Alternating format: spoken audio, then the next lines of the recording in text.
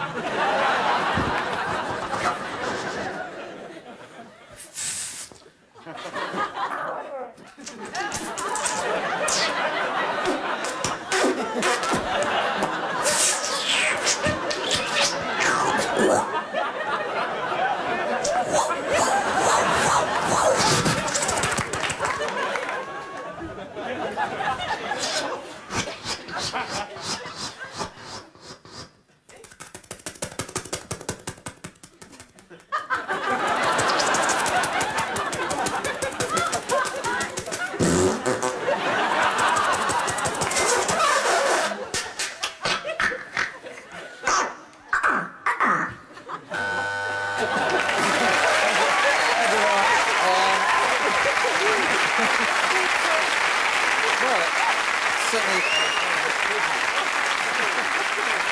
Yes. Well, yes. I thought I was being crapped on by a helicopter. we all felt like that, Tony. But, certainly clearing up round your way must be more interesting than around mine. Well, I think I'd be cruel to give you any less than 34 points each for that. So I'll make it 32. So...